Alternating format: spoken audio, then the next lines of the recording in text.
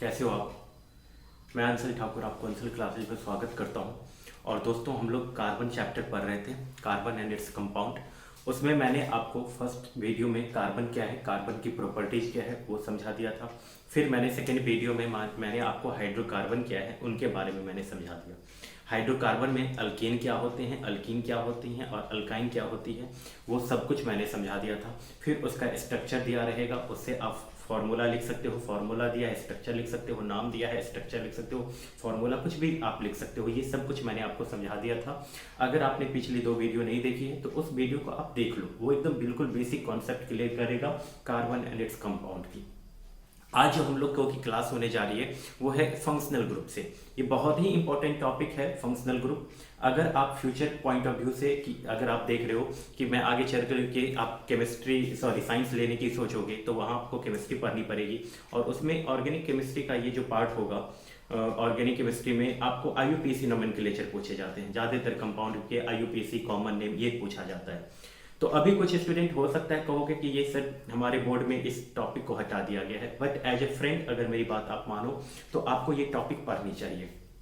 इस टॉपिक की नॉलेज होना अभी के लिए तो आपके लिए जरूरी है ही, आगे के लिए जरूरी है। तो हम लोग स्टार्ट करते हैं। ये फंक्शनल ग्रुप क्या है।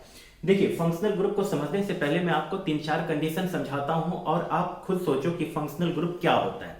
हम लोग कुछ कंडीशन समझते हैं। जैसे अगर मान के चलो मैं आपको एक कंपाउंड देता हूं, जैसे ये हमने समझा ये मीथेन है, ये मीथेन है। मीथेन का एक सिंपल सा CH4 हम लोग फॉर्मूला पढ़ के रखें कि ये होता है मीथेन CH4। नॉर्मल कंडीशन में हमें लगता है कि कार्बन का उसका ऑक्टेट पूरा हो गया है, कार्बन का उसका ऑक्टेट पूरा हो गया है। एक कार्बन के साथ 4 हाइड्रोजन है। ये अब किसी के साथ सेटिस्फाइड, मतलब पूरी तरीके से सेटिस्फाइड हो चुका है, हाइड्रोजन इसको पूरी तरीके से मिल गया है। क्या होता है कि इसको कोई ग्रुप इसको लोभ देता है। आप ऐसे समझो कि कोई ग्रुप लोभ देता है। ये हाइड्रोजन और कार्बन के बीच का ये जो बॉन्ड होता है, ये बॉन्ड वीक बॉन्ड अभी कंसीडर कर लो, ये बॉन्ड ब्रेक हो जाएगा। जैसे यहां से सपोज करो यहाँ CH3 था, ये CH4 में से क्या हुआ, इसने एक हाइड्रोजन को हटाया और यहां से अब क्लोरीन जोड़ कर लिया, ये CH3Cl बन गया। अब क्या हुआ, यहां पर इसका मन हुआ तो CH3 यहां पर OH ग्रुप आ गया, ये एक अलग ग्रुप हो गया। यहां से अब देखो, यहां से इसका मन होगा तो CH3 CHO ज्वाइन कर लेगा। यहां इसका मन होगा तो CH3 COOH हो जाएगा। अभी हम लोग कुछ ही फंक्शनल ग्रुप या इन सब के बारे में पढ़ेंगे। वैसे तो बहुत सारे फंक्शनल ग्रुप हैं, लेकिन आपको कुछ ही फंक्शनल ग्रुप के बारे में पढ़ना है। देखिए, अब आपसे मैं पूछूं कि इन सब में और इसके साथ क्या मतलब डिफरेंसेज हैं। हाइड्रोकार्बन मैंने आपको समझाया था डेफिनेशन कि हाइड्रोकार्बन क्या होते हैं, कार्बन और हाइड्रोजन से बने हुए कंपाउंड या उनके डेरिवेटिव। डेरिवेटिव का मतलब होगा कि कार्बन क्या करेगा, हाइड्रोजन को वहां से रिप्लेस करेगा, डिस्प्लेस करेगा और उसके जगह पर किसी और ग्रुप को ऐड कर लेगा। ऐसा करने से क्या हुआ, ऐसा करने से यह हुआ कि अभी तक ये मीथेन था, जब इसने ये क्लोरीन को ऐड कर लिया, अब ये मिथाइल क्लोराइड बन गया। ठीक अपोजिट, ठीक अलग ही नेचर हो जाएगा। ये अभी तक हाइड्रोकार्बन था, इसका जो केमिकल नेचर होगा इसके केमिकल नेचर से अलग हो गया। अब यहां पर ये मिथाइल अल्कोहल हो गया। क्यों, यहां पर भी CH3 है, यहां भी CH3 है, दोनों का नेचर सेम होना चाहिए था, लेकिन ऐसा नहीं होता। नेचर पूरी तरीके से फंक्शनल ही चेंज हो जाती है। जो अभी तक ये मिथाइल क्लोराइड का फंक्शन है और जो मिथाइल अल्कोहल का फंक्शन है, वो बिल्कुल केमिकली दोनों अलग अलग हो जाते हैं। यहां ये इथेनॉल हो जाएगा, इसका जो नेचर होगा बिल्कुल अलग ही है।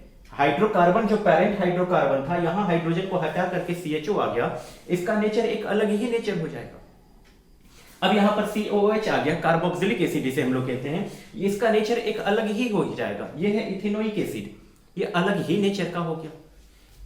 ये क्या हुआ, ये सब कुछ नेचर जो आप देख रहे हो ना, कि आप नेचर देख रहे हो कि सर सब में तो CH3 सब में तो सेम है, फिर क्या चेंज कर रहा है इनको चेंज कर रहा है यहां जो आपने जो एटम या ग्रुप ऑफ एटम आपने ऐड किया, जो इसके साथ ज्वाइंट कर लिया इसने, ये ग्रुप ऑफ एटम इसकी फंक्शन को चेंज कर रहा है। जो अभी तक इसका जो फंक्शन था, जब हाइड्रोजन को डिस्प्लेस करके ग्रुप ऑफ एटम या एटम ने इसके साथ ज्वाइन किया, उसकी पूरी की पूरी फंक्शन ही चेंज कर दी, उसकी पूरी की पूरी फंक्शन चेंज कर दी, उसका केमिकल नेचर चेंज कर दिया। ऐसे ग्रुप को हम लोग कहेंगे फंक्शनल ग्रुप। आई थिंक आपको पूरी तरीके से क्लियर हो गया होगा कि फंक्शनल ग्रुप क्या करता है। फंक्शनल ग्रुप उस कंपाउंड की, उस हाइड्रोकार्बन की फंक्शनैलिटी को चेंज कर देगा। फंक्शनल ग्रुप क्या करता है? जो फंक्शनल ग्रुप आप पूछोगे, कोई पूछेगा फंक्शनल ग्रुप क्या है, तो group of atom which changes the functionality of hydrocarbon, जो उस हाइड्रोकार्बन की फंक्शनैलिटी को ही चेंज कर देगा। ऐसे हम ग्रुप ऑफ एटम को हम लोग कहेंगे फंक्शनल ग्रुप। कितने हैं फंक्शनल ग्रुप? तो बहुत सारे हैं, इनफाइनाइट तो नहीं, बहुत सारे फंक्शनल ग्रुप हैं जो किसी हाइड्रोकार्बन के साथ ज्वाइन करेगा। पैरेंटल, इसे हम लोग कहते हैं पैरेंटल ग्रुप, इसके साथ ज्वाइन करेगा, उसका नेचर ही चेंज कर देगा। और ये सब कुछ डिसाइड होगा अब इसके बाद। अब किसी भी कंपाउंड का जो नेचर डिसाइड होता है वो उसके साथ कौन सा फंक्शनल ग्रुप ज्वाइन किया है, इस बात से डिसीजन होता है। तो मतलब है कि हमें फंक्शनल ग्रुप का टाइप समझना होगा। अगर हमें किसी कंपाउंड के नेचर के बारे में समझना है तो हम लोग समझेंगे कि अगर इसके साथ, जैसे यहां पर क्लोरीन जुड़ा, क्लोरीन को हम लोग कहेंगे हैलोजन। तो अगर किसी हाइड्रोकार्बन के साथ हैलोजन जुड़ेगा तो उसका कुछ अलग नेचर होगा। अगर किसी हाइड्रोकार्बन के साथ अल्कोहल ज्वाइन करेगा, इसका नेचर एक अलग होगा। अगर किसी हाइड्रोकार्बन के साथ अल्डिहाइड ग्रुप, इसे हम लोग कहते हैं, अल्डिहाइड ग्रुप ज्वाइन करता है तो इसका एक अलग ही नेचर होगा। अगर किसी हाइड्रोकार्बन के साथ कार्बोक्सिलिक ग्रुप कहते हैं इसे, तो अगर ये ज्वाइन करेगा तो इसका नेचर एक अलग ही होगा। बहुत सारे हैं, ईथर है, ईस्टर है, बहुत सारे हैं, थायोनाइल ग्रुप हैं, मतलब इन बहुत सारे आपको पढ़ने, 11th 12th में जाओगे तो वहां पर आपको बहुत सारे फंक्शनल ग्रुप और पढ़ने हैं। अभी हम लोग कुछ फंक्शनल ग्रुप को समझ लेते हैं और उसका हम लोग IUPAC नोमेनक्लेचर कैसे करेंगे, कॉमन नाम कैसे लिखेंगे, ये हम लोग समझ लेते हैं। तो चलिए मैं स्टार्ट करता हूं, कुछ फंक्शनल ग्रुप आपको समझा देता हूं। उसमें से सबसे पहला फंक्शनल ग्रुप आपको समझना है halogen. Halogen functional group, halogen अगर फंक्शनल ग्रुप के फॉर्म में है, हैलोजन, हैलोजन क्या होते हैं? तो आपको पता है कि हमारे पीरियोडिक टेबल में जो ग्रुप 17 है, ग्रुप 17, उसमें जो फ्लोरीन है, क्लोरीन है, ब्रोमीन है, आयोडीन है, स्टैटिन भी होते हैं इन, लेकिन उसको हम लोग एज यहां पर कंसीडर नहीं करेंगे। जब भी किसी ऑर्गेनिक में कंपाउंड में ये सब ज्वाइन करेगा तो उसको स्टैटिन नहीं, केमिकली रिएक्टिव नहीं होता है। तो आप कहोगे कि ये सब ग्रुप जो कहलाएंगे वो कहलाएंगे फंक्शनल ग्रुप। मतलब अगर कोई हमारा, हम लोग इस चैप्टर में हाइड्रोकार्बन को R ग्रुप से डिनोट करेंगे और हैलोजन को जब भी मैं डिनोट करूंगा, इन सब को मैं डिनोट करूंगा X के साथ। तो अगर R के साथ X ज्वाइन कर लिया तो अब ये है हाइड्रोकार्बन और इसके साथ ये है हैलोजन, तो ये कहलाएगा आपका, ये है आपका। अब इस हाइड्रोकार्बन का जो नेचर होगा वो डिपेंड करेगा इस X पर। फ्लोरीन, क्लोरीन, ब्रोमीन, आयोडीन, इन सब में से कोई ज्वाइन कर लेगा तो उसका नेचर इस X ग्रुप पे ज्वाइन करेगा, ना कि R ग्रुप पे चेंज डिपेंड करेगा। एग्जांपल के लिए जैसे मैं आपको लिखा CH3, यहां पर सपोज करो मैंने ज्वाइन लिखा Cl, अगर मान के चलो यहां से CH3, CH2, CH2, यहां से मैंने Br लिख दिया, यहां CH3, CH2, यहां से मैंने I लिख दिया।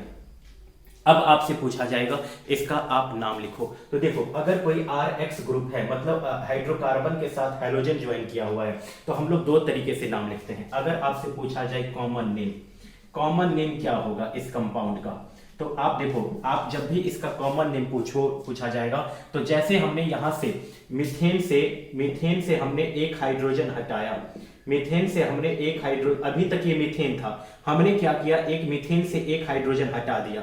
अब ये CH3 और एक बॉन्ड खाली है, इसी CH3 से आप देख रहे हो ये Cl ज्वाइन किया हुआ है। तो अब इस CH3 जो अभी मीथेन था, अब मीथेन ना बोल करके मैं इसको मिथाइल कहूंगा। तो मतलब अगर R हमारा अल्केन है, R हमारा अल्केन है और R से मैंने एक हाइड्रोजन को हटाया, इसका मतलब यहां से कोई हैलोजन ज्वाइन करेगा, तो अब R हमारा कॉमन नेम में इस R को अल्केन ना कह करके मैं अल्काइल कहूंगा। इस R को मैं अल्काइल, यानी अल्केन से एटलीस्ट अगर एक हाइड्रोजन को आप हटाते हो तो वो कहलाएगा आपका अल्काइल। तो यहां पर जब भी आपको कॉमन नेम पूछा जाएगा तो आप लिखोगे alkyl, alkyl halide, alkyl halide. अगर आपसे IUPAC नोमेनक्लेचर पूछा जाता है इस कंपाउंड का, IUPAC नोमेनक्लेचर, IUPAC नेम पूछा जाएगा, तो आपको सबसे पहले जो हैलोजन ज्वाइन किया हुआ है उस हैलोजन का नाम लिखना है, हैलो और अल्कीन, हैलो अल्कीन। हम लोग यहां समझने की कोशिश करते हैं। जैसे अगर मान के चलो CH3Cl, आपसे मैं पूछूं इसका कॉमन नेम क्या होगा, मैं कॉमन नेम को CN से लिखूंगा। तो यहां पर आपने हैलोजन को देखा तो आप समझ गए कि ये हैलोजन का कंपाउंड है, ये हैलोजन हो गया। तो अब इसका IUPAC जो नाम लिखोगे तो पहले हम लिखेंगे अल्काइल, फिर लिखेंगे हेलाइड। तो कॉमन नेम में ये अल्काइल में एक कार्बन को बीथ कहा जाता है तो मिथाइल, ये हो जाएगा मिथाइल क्लोराइड, मिथाइल क्लोराइड। अगर मैं इसका IUPAC नेम आपसे मैं पूछूं IUPAC, तो पहले IUPAC में हम लोग हैलोजन लिखेंगे, हैलोजन यानी हैलो लिखा जाएगा इसको। तो क्लोरीन को क्लोरो, फ्लोरीन को फ्लोरो, ब्रोमीन को ब्रोमो, आई को आयोडो, इस तरीके से हम लोग IUPAC नेम में लिखेंगे। तो यहां नाम हो जाएगा क्लोरो, पहले हम लोग हैलोजन लिखेंगे क्लोरो, और एक कार्बन है मीथ कहा जाता है तो हैलो अल्केन, तो क्लोरोमीथेन, क्लोरोमीथेन ये नाम हो जाएगा क्लोरोमीथेन। अब जैसे यहां पर CH3 CH2 CH2Br, अब आपसे मैं पूछूं इसका कॉमन नेम क्या होगा। आपको सबसे पहले कार्बन को काउंट करनी है, 1 2 3 कार्बन है, 3 कार्बन को क्या कहा जाता है, प्रोप। अगर ये Br ना होता तो प्रोपेन होता, लेकिन IUPAC में हम लोग अल्काइल हैलाइड, तो ये कॉमन नेम में अल्काइल हैलाइड, तो नाम हो जाएगा प्रोपाइल ब्रोमाइड, प्रोपाइल ब्रोमाइड। और IUPAC नेम अगर मैं आपसे पूछूं IUPAC, तो आप कहोगे कि सबसे पहले मुझे हैलोजन का नाम लिखना होता है, तो इसका नाम हो जाएगा ब्रोमो, और 3 कार्बन को प्रोप कहा जाता है तो हैलो अल्केन, तो ब्रोमो प्रोपेन, ब्रोमो प्रोपेन इसका नाम हो जाएगा। इसका नाम मैं अगर आपसे पूछूं तो 2 कार्बन को तो ईथ कहा जाता है, और यहां पर कॉमन नेम लिखने के लिए यहां पर मैं ईथ में आइल जोड़ दूंगा, तो ये हो जाएगा इथाइल, क्योंकि इथेन होता लेकिन एक हाइड्रोजन को हटाया और एक उसके साथ आयोडीन, तो इथाइल आयोडाइड, इथाइल आयोडाइड।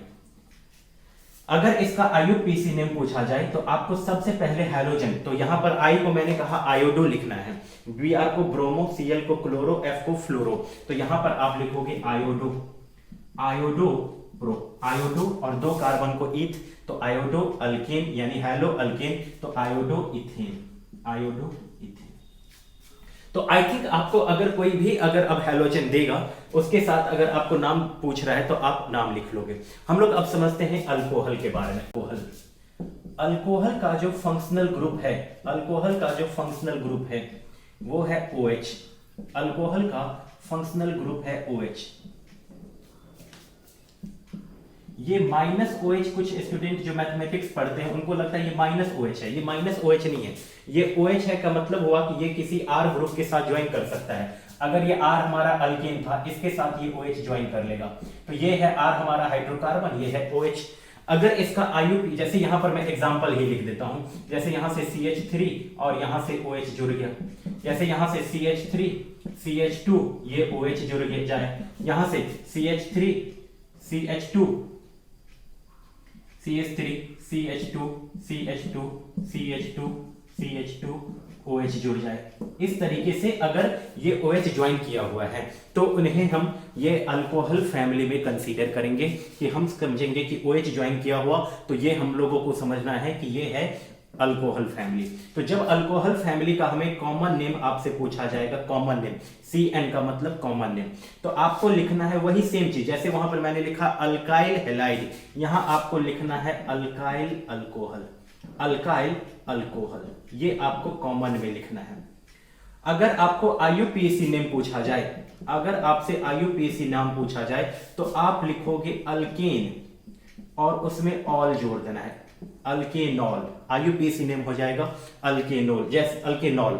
यहां पर जैसे अगर मान के चलो मैं आपसे पूछूं इसका कॉमन नेम क्या होगा, तो एक कार्बन को मीथ कहा जाता है तो कॉमन होता है अल्काइल अल्कोहल, तो नाम हो जाएगा इसका मिथाइल अल्कोहल, मिथाइल अल्कोहल, ये हो जाएगा कॉमन नेम। अगर मैं इसका IUPAC नेम आपसे मैं पूछूं, IUPAC नेम क्या होगा इसका, तो एक कार्बन को मीथ कहा जाता है तो अल्केनॉल यानी मिथेनॉल, ये कंपाउंड है मिथेनॉल, ये आपको क्लियर हो गया। यहां पर CH3 CH2OH 2 कार्बन है, 2 कार्बन को ईथ कहा जाता है। अगर मैं आपसे कॉमन नेम पूछूं तो आप कहोगे सर इथाइल अल्कोहल, ये इथाइल अल्कोहल हो जाएगा।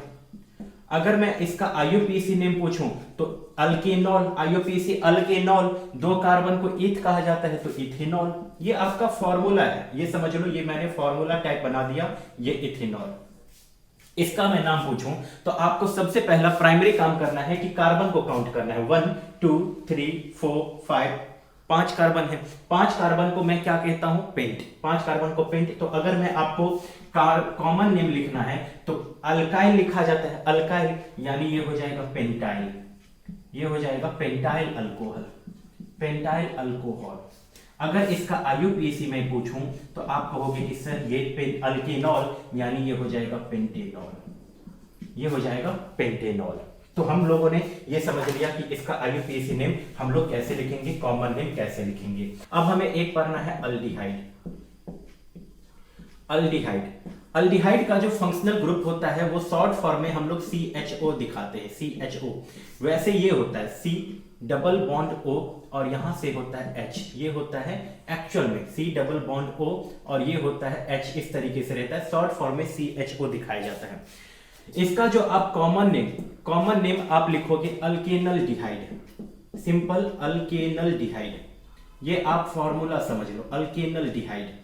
अगर इसका आप आईयूपीएसी नाम लिखना चाहते हो, अगर कहीं पर CHO दिख जाए और आप आईयूपीएसी नेम लिखना चाहते हो तो यहां देख लो, इसका आईयूपीएसी नेम हो जाएगा अल्केनल, अल्केनल। ध्यान देना, मैंने अभी अल्कोहल समझाया, अल्कोहल में मैंने कहा अल्केनॉल। अल्कोहल में ऑल लगा होगा, OL लास्ट में OL लगा होता है, यहां पर AL लगा होता है। AL से अल्डिहाइड भी कंसीडर अगर आप याद करोगे तो अल्केनल, और यहां हो जाएगा अल्केनल डिहाइड। जैसे मैं एक एग्जांपल कराता हूं, जैसे यहां से HCHO। और एक चीज और आपको ध्यान देना है, जब जहां कहीं भी ये CHO होगा तो ये तो कार्बन है, तो इस कार्बन को आप काउंटिंग में इंक्लूड करोगे, इस कार्बन को काउंटिंग में इंक्लूड करोगे। HCHO, मैं आपसे पूछता हूं CH3 CHO, एक कंपाउंड CH3 CH2 CHO। अब मैं अगर इसका नाम मैं आपसे पूछूं, इसका नाम, तो अब यहां पर आप सोचोगे अरे यार यहां तो कोई कार्बन नहीं है। नहीं, ये कार्बन, एक कार्बन है ना, तो एक कार्बन को आप क्या कहते हो? एक कार्बन को आप कहोगे कि सर ये है मीथ, तो इसका नाम हो जाएगा मिथेनल डिहाइड, मिथेनल डिहाइड, ये हो जाएगा इसका कॉमन नेम। अगर इसका मैं आईयूपीएसी नेम पूछूं, आईयूपीएसी, तो आप कहोगे कि सर एक कार्बन को तो मैं मीथ का कहता हूं और यहां होता है अल्केनल, यानी इसका नाम हो जाएगा मिथेनल, मिथेनल।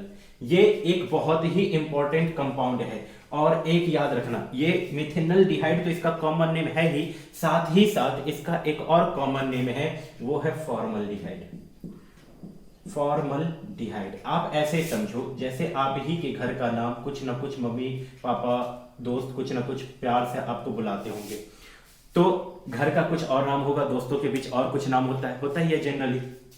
तो आपको उसी तरीके से आपको समझना है कि फॉर्मल्डिहाइड, इसके बोलचाल में हम लोग ज्यादातर फॉर्मल्डिहाइड भी बोला करते हैं या मिथेनल डिहाइड भी बोला जाता है। ये मिथेनल जो है ये इसका आईयूपीएसी नोमेनक्लेचर है, आईयूपीएसी नेम है। अब आईयूपीएसी नेम को आप अभी के लिए आप ऐसे समझो कि ये समझो ये सर्टिफिकेट पर नाम होता है, यानी इंटरनेशनली लोग इसको आईयूपीएसी का मतलब इंटरनेशनल लेवल पे, और ये कॉमन में बोलचाल में जहां भी बोला जाए। ये CH3CHO। अब यहां पर आपको इसका कॉमन नेम लिखना है। तो अभी मैंने समझाया कि ये कार्बन भी आप काउंटिंग करोगे, 1 और 2 कार्बन है। 2 कार्बन को तो सर मैं ईथ कहता हूं, तो इसका नाम हो जाएगा इथेनल डिहाइड, इथेनल डिहाइड, ये हो जाएगा। और इसका अगर मैं आईयूपीएसी नेम पूछूं तो आईयूपीएसी नेम आप कहोगे कि सर 2 कार्बन को मैं ईथ कहता हूं और ईथ यानी अल्केनल, तो इथेनल, इसका नाम हो जाएगा इथेनल। ध्यान देना, अगर इथेनॉल बोल दोगे, इथेनॉल यहां पर अगर नाम हो जाए लिख दोगे इथेनॉल, तो आपको यही समझना है कि CH3 CH2 OH को हम लोग इथेनॉल बोलेंगे, लेकिन यहां पर है इथेनल। इथेनल का मतलब Al, और Al तब होता है जब एटलीस्ट एक CHO होगा, एक CHO है तो एक दूसरा CH3 होगा, तब इस वजह से इथेनल। इसका नाम मैं अगर आपसे पूछूं तो इसका कॉमन नेम क्या होगा? एक कार्बन यहां है, 2 3 4 कार्बन को तो मैं ब्यूट कहता हूं, 4 कार्बन को हम लोग क्या कहते हैं? ब्यूट। तो ब्यूट को इसका नाम हो जाएगा ब्यूटेनल डिहाइड, ब्यूटेनल डिहाइड। अगर इससे का आईयूपीएसी नेम मैं पूछूं, आईयूपीएसी, तो इसका नाम हो जाएगा ब्यूटेनल, सिंपल, इसका नाम हो जाएगा ब्यूटेनल, तो आई थिंक आपको ये सब क्लियर हो गया होगा, कोई टफ नहीं है, ये बिल्कुल आसान है। एक दो बार आप प्रैक्टिस कर लो इन सब के ऊपर तो आपको पूरा का पूरा कॉन्सेप्ट क्लियर हो जाएगा कि हमने अभी तक क्या सीखा है। चलिए अब हम लोग एक और कंपाउंड, एक और फंक्शनल ग्रुप मैं आपको समझा देता हूं, उसका नाम है कीटोन। ये और आप लोग प्रैक्टिस कर लोगे। अगर आपको और प्रैक्टिस करने की जरूरत है तो आप लोग मुझे कमेंट में बताइएगा, मैं नेक्स्ट वीडियो और कंपाउंड को लेकर के आऊंगा, उसमें मैं आपको पोजिशनल अगर रहेगा तो उसके भी हम लोग IUPAC नेम कैसे लिखेंगे वो भी मैं आपको समझा दूंगा। अभी एटलीस्ट आप इतना करके रखना है आपको, और ये समझने में अगर कहीं प्रॉब्लम हो तो आप मुझे प्लीज बताइए कि सर मुझे नहीं समझ में आया या कहाँ मैं नहीं समझा पा रहा हूँ, वो मुझे प्लीज बताइएगा। अब हम फंक्शनल ग्रुप में नेक्स्ट फंक्शनल ग्रुप पर रखते हैं कीटोन। ये कीटोन, इसका जो फंक्शनल ग्रुप है ना, इसका जो फंक्शनल ग्रुप है, मतलब हम कैसे समझेंगे कि ये कौन सा ग्रुप हुआ। तो आपको अगर कहीं भी किसी कंपाउंड के बीच में CO दिख जाए, CO मतलब C डबल बॉन्ड O ऐसे होता है एक्चुअल में, या तो आप ये लिखो CO या तो आप ये लिखो, ये डिटेल में नहीं लिखा जाता है, CO शॉर्ट फॉर्म में लिख दिया जाता है। ये है कीटोन। जैसे एग्जांपल के लिए आपको हमेशा समझना है, ये CO हमेशा दो कार्बन के बीच होगा। ये ऐसा कभी नहीं हो सकता कि यहां H और यहां CO यहां H लगा दोगे आप, ऐसे नहीं, ये ऐसे नहीं। आपको सिंपली एक समझना है, CH3 यहां C double bond O CH3 ऐसे, या ऐसा हो सकता है, या ऐसा हो सकता है CH3 CH2 CO CH3 ऐसा हो जाए, या ऐसा हो सकता है, या ऐसा हो सकता है CH3 CH2 CH2 CO CH2 CH3 ऐसा हो सकता है। तो हम लोग इसका IUPAC नेम कैसे लिखेंगे वो मैं आपको समझा देता हूं। देखिए अगर आपको कीटोन दिया है और कीटोन का आपसे IUPAC नेम पूछा जाएगा तो आपको दो तरीके से नेम, अभी मैंने आपको कहा, आपको लिखना है कॉमन नेम। कॉमन नेम में आपको ध्यान रखना है कि हमें ध्यान देना है कि यहां से दो अल्काइल ग्रुप जुड़ा रहेगा, एक R ग्रुप इधर और एक R डैश। तो हमें क्या करना है, दोनों अल्काइल ग्रुप को नाम लिखना है, दोनों अल्काइल ग्रुप का मतलब हमें अल्काइल, फर्स्ट अल्काइल का नाम लिखना है, फिर सेकेंड अल्काइल का नाम लिखना है अल्काइल 2, और फिर लास्ट में लिखना है कीटोन, फिर लिखना है कीटोन। ये बिल्कुल क्लियर हो जाएगा, अभी जस्ट मैं समझाता हूं। फिर उसके बाद आपको IUPAC नेम अगर मैं आपसे कहूं तो आपको सिंपली IUPAC लिखना है अल्केनोन। जैसे यहां पर लास्ट में कीटोन है तो उसमें कीटोन में ONE ऐड करेंगे, अल्केनोन। जैसे यहां से मैं आपसे पूछूं इसका IUPAC, इसका कॉमन नेम क्या होगा, तो देखो ये CO को आप कीटोनिक ग्रुप समझो, कीटोन के इधर क्या है मिथाइल, इधर भी क्या है मिथाइल, तो इसका मतलब मैंने कहा अल्काइल 1 अल्काइल 2 कीटोन, यानी मिथाइल मिथाइल कीटोन। एक तो वो हो सकता है, लेकिन अगर दोनों तरफ सेम ग्रुप हो जाए तो हम लोग डाई यूज कर लेते हैं। तो इसका जो कॉमन नेम हो जाएगा, आप कहोगे कॉमन नेम हो जाएगा di methyl ketone, di methyl ketone. देखो मिथाइल मिथाइल कीटोन लिखने से अच्छा है कि आप डाई यूज कर लो, डाई मिथाइल कीटोन। अगर मैं इसका IUPAC पूछूं, इसका IUPAC, तो आप कार्बन काउंट करो, 1 2 3 कार्बन, और 3 कार्बन को हम लोग क्या कहते हैं, प्रोप। तो यानी मैंने कहा अल्केनोन, तो आप लिखोगे इसका नाम हो जाएगा प्रोपेनोन, प्रोपेनोन। अगर मैं यहां पर आपसे काउंटिंग, यहां पर मैं आपसे पूछूं, ये O नहीं है, ये O हो जाने से ये ईथर ग्रुप हो जाएगा, ध्यान रखिएगा। अगर बीच में O हो जाए तो ये ईथर ग्रुप हो जाएगा, गलती हो गई, ये CO ग्रुप है। अब यहां पर ध्यान दो, इस CO के लेफ्ट में एक ये ग्रुप है, इस CO के राइट में एक ये ग्रुप है। ये ग्रुप क्या है, 1 2 3 कार्बन वाला, 3 कार्बन को हम लोग प्रोप कहते हैं, यानी ये है प्रोपाइल और ये है इथाइल, या ये है इथाइल। तो मैंने कहा अल्काइल 1 अल्काइल 2, हम अल्काइल 1 किसको माने, क्या मैं पहले इथाइल प्रोपाइल लिखूं या प्रोपाइल इथाइल लिखूं, या दोनों लिखना सही है, दोनों में से कुछ लिखो। देखिए अगर आप बिल्कुल IUPAC को फॉलो करो तो वो कहते हैं कि आप पहले अल्फाबेटिकली लिखो, मतलब जो ग्रुप अल्फाबेट में पहले आएगा उसका नाम आपको पहले लिखना है। मतलब पहले E आता है या पहले P आता है अल्फाबेट में, आप कहोगे कि सर अल्फाबेट में पहले E आता है, इस वजह से पहले होगा इथाइल फिर प्रोपाइल और कीटोन, ना कि propyl ethyl ketone.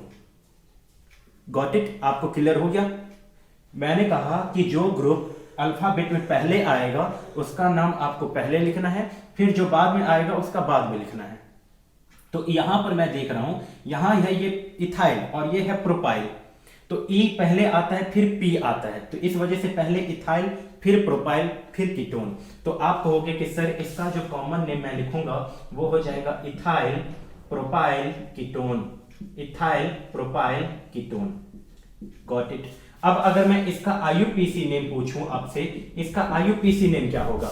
IUPAC name लिखते टाइम हम लोग कार्बन को काउंट करेंगे, 1 2 3 4 5 6, आगे चल करके यहीं पर आपको पोजिशनल ग्रुप भी देना पड़ता है। जैसे यहां पर थर्ड पर कीटोनिक ग्रुप आया, तो एक्चुअल इसका नाम होना चाहिए था हेक्सेन 3 ऑन, लेकिन अभी आप हेक्सेनोन कर सकते हो। मतलब अभी मैंने कहा अल्केनोन, तो अभी के लिए आप सिर्फ लिख दो हेक्सेनोन।